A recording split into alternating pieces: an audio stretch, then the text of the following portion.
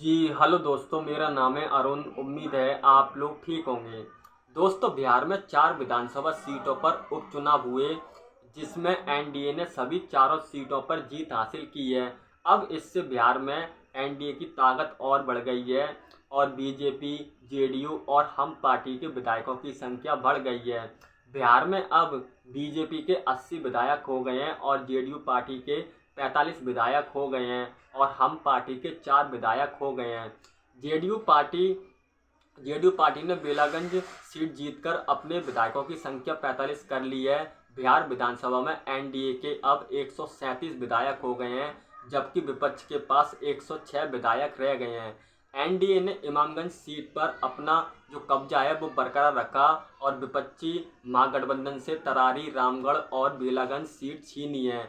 और इस उपचुनाव में कांग्रेस और आरजेडी को नुकसान उठाना पड़ा है। आरजेडी को सबसे बड़ा नुकसान बेलागंज सीट से हुआ। आरजेडी यह सीट 1990 से जीत रही थी।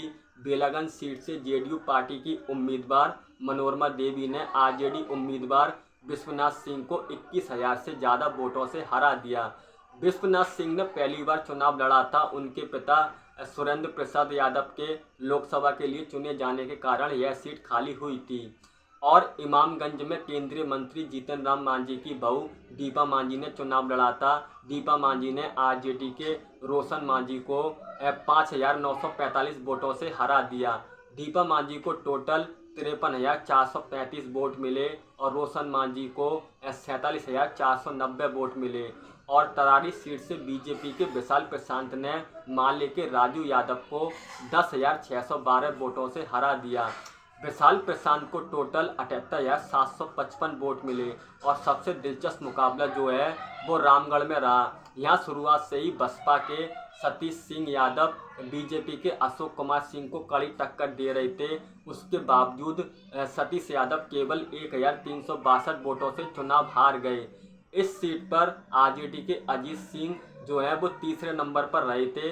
रामगढ़ आरजेडी की सिटिंग सीट थी, अब वह तीसरे स्थान पर चली गई है। यहाँ यादवों ने लालू यादव की पार्टी की बजाय बीएसपी उम्मीदवार सतीश यादव को वोट किया। यहाँ बीजेपी प्रत्याशी अशोक कुमार को 62,257 वोट मिले, जबकि बीएसपी उम्मीदवार सतीश यादव को 60,895 वोट मिले और आरजेडी के अजीत कुमार सिंह को 35,825 वोट मिले। बिहार में प्रशांत किशोर की नई पार्टी जनसुराज सभी जगह चुनाव हारी है और इनके साथ ही आरजेडी और कांग्रेस को भी नुकसान उठाना पड़ा है। इस हिसाब से एनडीए ने राज्य में बहुत अच्छी पकड़ बना ली है और अगले साल बिहार में विधानसभा चुनाव भी होने हैं और यह उपचुनाव एनडीए के लिए बहुत अच्छी खबर है। Thank you.